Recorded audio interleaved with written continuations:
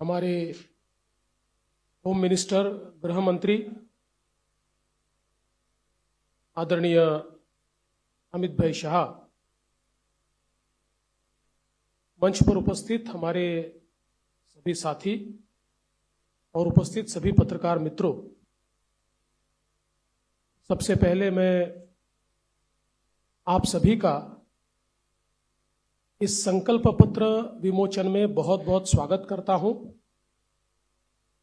और हमें बहुत खुशी है कि जिनकी प्रेरणा से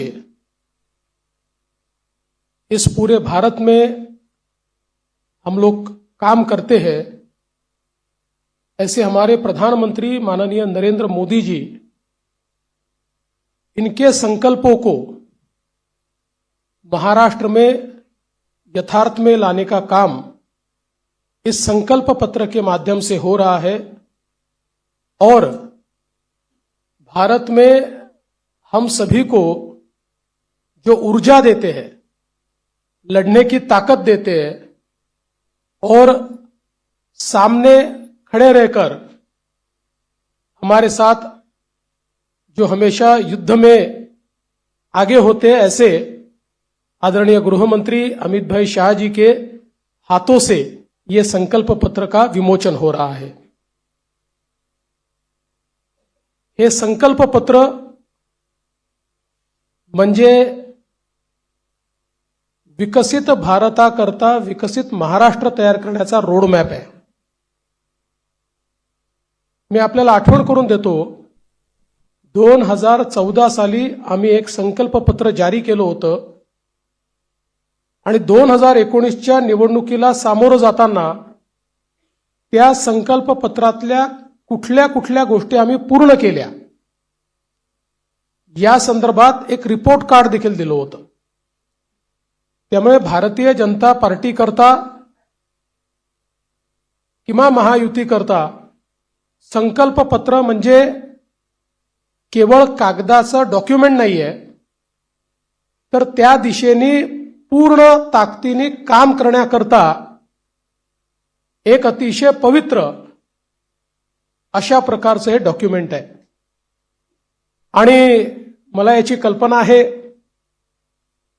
आज 12 वाजता एक स्थगिती पत्र देखील जारी होणार आहे। या महाराष्ट्रामध्ये ज्यांना केवळ चालणाऱ्या प्रोजेक्ट्सला स्थगिती देण्यामध्ये रस आहे, अशा लोकांचं एक पत्र 12 वाजता या ठिकाणी येणार आहे। पण मी एकच गोष्ट सांगू इच्छितो, महाराष्ट्रातल्या जनतेचा विश्वास हा निश्चितपणे महायुतीवर आहे, भारतीय जनता पक्षावर आहे।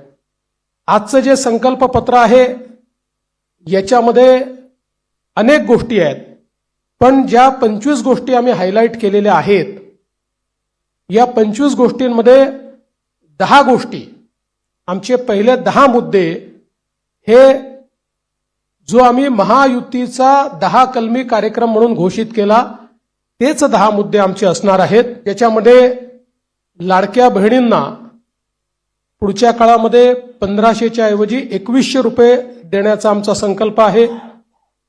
शेतकऱ्यांची कर्जमाफी करण्याचा आमचा संकल्प आहे, कारण शेतकऱ्यांना आम्ही ऑलरेडी मोफत वीज दिलेली आहे, पण शेतकऱ्यांची कर्जमाफी आम्ही करतो आहोत आणि त्यासोबत आम्ही भावांतर योजना आणतो आहोत।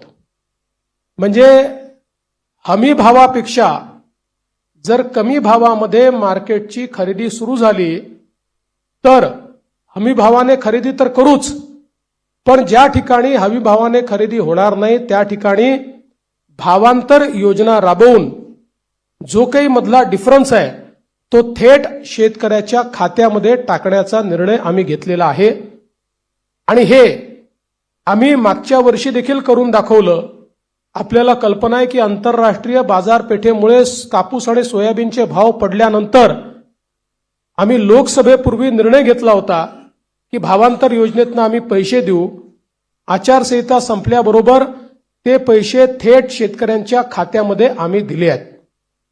आम्ही या ठिकाणी प्रत्येक गरीबाला अन्न आणि निवाऱ्याचा हक्क हा देण्याचा निर्णय घेतलेला आहे. आणि जी वृद्ध पेन्शन योजना आपण चालवतो, ज्याच्यामध्ये 1500 रुपये आपण देतो, ते 1500 रुपयावरनं 2100 रुपये आपण करण्याचं ठरवलंय. किंबहुना अशा प्रकारच्या सहाय्यतेच्या जेवढ्या योजना आहेत, मागच्या काळामध्ये महायुतीच्या सरकारने 1500 रुपये केले होते, ते 1500 रुपयाचे 2100 रुपये आता पुन्हा महायुतीचं सरकार आल्यानंतर आम्ही त्या ठिकाणी करणार आहोत. यासोबत ज्या जीवनावश्यक वस्तू आहेत त्यांचे भाव स्थिर ठेवण्याकरता आम्ही त्या ठिकाणी मार्केट इंटरव्हेन्शन करणार आहोत. येत्या काळामध्ये 25 लाख रोजगाराची निर्मिती ही महाराष्ट्रामध्ये करण्याचं लक्ष्य आम्ही ठेवलंय. आत्ता ज्या गतिशीलतेनं महाराष्ट्रामध्ये औद्योगिकरण होत आहे आणि एफडीआय मध्ये देशाच्या 52% एफडीआय आपल्याकडे आलाय, मला विश्वास आहे की 25 लाख रोजगाराच्या संधी आम्ही तयार करू. आणि त्याचसोबत 10 लाख विद्यार्थ्यांना या ठिकाणी विद्यावेतनाच्या माध्यमातून आम्ही त्या ठिकाणी नोकऱ्या करण्याकरता किंवा त्यांना रोजगार देण्याकरता अग्रसर असणार आहोत.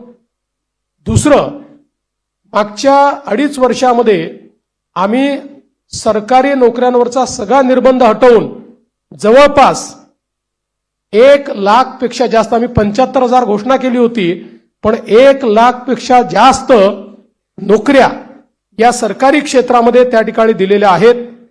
आणि यासोबत आमचा प्रयत्न आहे की जो गरीब किंवा मध्यमवर्गीय आहे याला सौर आणि अक्षय ऊर्जेचा वापर करून त्याच्या वीज बिलामध्ये 30% सूट हे आम्ही त्याला देण्याचा प्रयत्न करणार आहोत. त्यासोबत सरकार स्थापनेच्या 100 दिवसामध्ये विजन महाराष्ट्र 2029 अशा प्रकारचं एक विजन डॉक्युमेंट हे आम्ही तयार करू. विज्ञान आणि तंत्रज्ञानाच्या क्षेत्रात आम्ही महाराष्ट्राला पहिल्या क्रमांकावर कसं ठेवायचं हा आमचा प्रयत्न असेल. मेक इन महाराष्ट्राचं जे धोरण आहे ते अधिक प्रभावीपणे राबवून याला मोस्ट प्रेफर्ड डेस्टिनेशन अशा प्रकारची परिस्थिती आम्ही तयार करू. महाराष्ट्राला फिनटेक आणि एआय याचा हब म्हणून आम्ही तयार करू. फिनटेक आणि एआय मध्ये सर्वात जास्त पुढच्या काळामध्ये रोजगाराची निर्मिती होणार आहे आणि त्याचं सर्वात मोठं केंद्र हे महाराष्ट्र असेल. यासोबत एरोनॉटिकल आणि स्पेस या क्षेत्रामध्ये उत्पादनाच्या संधी आहेत, त्या संदर्भात आमचं सरकार काम करेल. आम्ही असं ठरवलंय की शेतकरी या ठिकाणी जे काही खत खरेदी करतात त्याच्यावर जो एसजीएसटी आम्हाला मिळतो तो एसजीएसटी आम्ही शेतकऱ्यांना परत करणार आहोत. त्यासोबत आम्ही शेतकऱ्यांकरता मोठ्या प्रमाणात जी मूल्य साखळी आहे ती मूल्य साखळी तयार करण्याचा आमचा प्रयत्न असणार आहे, जेणेकरून शेतमालाला त्या ठिकाणी मोठ्या प्रमाणात भाव मिळेल. 2027 पर्यंत आता महाराष्ट्रामध्ये 11 लाख लखपती निधी आम्ही तयार केलेले आहेत. 2027 पर्यंत 50 लाख लखपती निधी या महाराष्ट्रामध्ये तयार करण्याचा आमचा संकल्प आहे.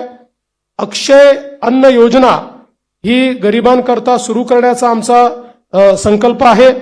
आणि या ठिकाणी महारथी म्हणजे Maharashtra advance robotic and AI training hub initiative या नावानं मोठ्या प्रमाणात लॅब्स आम्ही तयार करणार आहोत, ज्यातनं या क्षेत्रातली ट्रेन मॅनपॉवर ही आपल्या कॉलेजेसमध्ये आणि शाळेमध्ये सुरू होईल आणि पुढच्या काळात ती पूर्णपणे तयार असेल. महाराष्ट्रामध्ये कौशल्य जनगणना आम्ही करणार आहोत, स्किल सेन्सस, आणि त्या स्किल सेन्ससच्या आधारावर वेगवेगळ्या सेक्टरमध्ये कुठे इंटरव्हेन्शन करण्याची गरज आहे आणि कशा प्रकारे त्या स्किलचा वापर करण्याची गरज आहे याचा प्रयत्न आम्ही करणार आहोत. यासोबत छत्रपती शिवाजी महाराज आकांक्षा केंद्र हे आम्ही तयार करणार आहोत, ज्याच्यामध्ये कोवर्किंग स्पेसेस असतील, इन्क्युबेशनच्या सुविधा असतील, ज्यातनं स्टार्टअप्समध्ये मोठ्या प्रमाणात विद्यार्थी असो किंवा स्टार्टअप करणारे जे नवीन नवतरुण असतील या सगळ्यांना एकत्रितपणे शेअर्ड पद्धतीनं सगळ्या प्रकारच्या प्लग अँड प्लेच्या सुविधा आम्ही देऊ. त्यांना इन्व्हेस्टमेंट न करता आपला व्यवसाय हा त्या ठिकाणी सुरू करता येईल. उद्योजकांना देखील नवीन उद्योजक तयार करण्याकरता 15 लाखापर्यंत बिनव्याजी कर्ज हे देण्याचा आमचा प्रयत्न आहे. आमचे जे विविध महामंडळ आम्ही तयार केलेले आहेत विविध घटकांकरता त्यांना हे बिनव्याजी कर्ज 15 लाखापर्यंत देण्याचा आमचा निर्णय. यासोबत ओबीसी असतील, ईबीसी असतील, ईडब्ल्यू असतील, एनटी असतील, व्हीजेएनटी असतील आणि अर्थातच एससी आणि एसटी असतील या सगळ्यांना शिक्षण शुल्क आणि परीक्षा शुल्काची प्रतिपूर्ती करायची हा निर्णय देखील या ठिकाणी आम्ही घेतलेला आहे. युवांमध्ये मोठ्या प्रमाणात फिटनेस असला पाहिजे या दृष्टीनं स्वामी विवेकानंद युवा आरोग्य आणि फिटनेस कार्ड हे आम्ही तयार करणार आहोत आणि युवांच्या फिटनेस करता एक मोठी मोहीम हातामध्ये घेऊन क्रीडा क्षेत्रामध्ये आणि फिटनेसच्या क्षेत्रामध्ये मोठ्या प्रमाणात संधी उपलब्ध करून देण्याचा आमचा प्रयत्न आहे.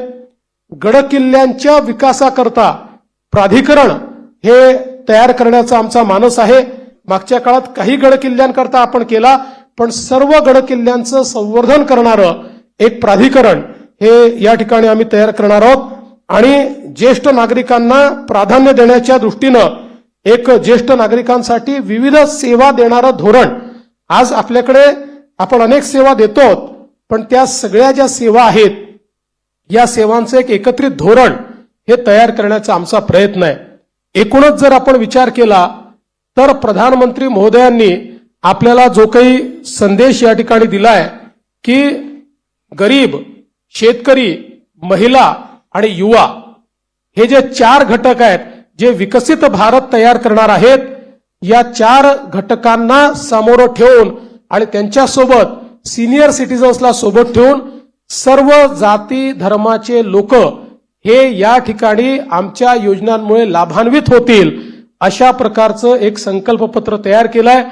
जे मूळ आमचं डॉक्युमेंट आहे याच्यामध्ये सगळ्या क्षेत्रांचा रोडमॅप देखील आम्ही दिलेला आहे. त्या क्षेत्रांमध्ये काय होणार आहे हे देखील आम्ही सांगितलेलं आहे. आत्ता मी त्यातले फक्त 25 हायलाइट आपल्याला सांगितलेले आहेत.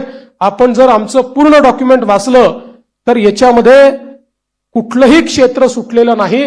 सगळ्या क्षेत्रामध्ये विकसित भारताचा रोडमॅप हा आम्ही मांडलेला आहे. विकसित महाराष्ट्राचा रोडमॅप मांडलेला आहे आणि आमचा प्रयत्न आहे जसं आत्ता सुधीर भाऊंनी सांगितलं की या ठिकाणी आम्ही अर्ध्या ट्रिलियनचा मार्क महाराष्ट्राने पार केलाय आणि महाराष्ट्र देशातली पहिली $1 ट्रिलियन इकॉनॉमी करण्याकरता आम्ही सगळे संकल्पित आहोत. या दृष्टीनं ह्या संकल्पपत्र आम्ही तयार केलाय. हे संकल्पपत्र तयार करण्याकरता सन्माननीय सुधीरभाऊ मुनगंटीवार आणि विनयजी सहस्त्रबुद्धे यांच्यासोबत ज्या टीमने काम केलं त्या टीमचं मी मनापासून आभार मानतो. खूप जवळपास महिने, 1.5 महिने, 2 महिने एक मोठी प्रक्रिया राबवून त्यांनी या ठिकाणी हे संकल्पपत्र केलेलं आहे आणि 2029च्या निवडणुकीला जेव्हा सामोरे जाऊ त्यावेळी या संकल्पपत्रासोबत एक रिपोर्ट आम्ही देऊ की या संकल्पपत्रात काय सांगितलं होतं आणि आम्ही काय काय पूर्ण केलं अशा प्रकारचा रिपोर्ट देखील आम्ही आपल्या समोर ठेवू. खूप खूप धन्यवाद.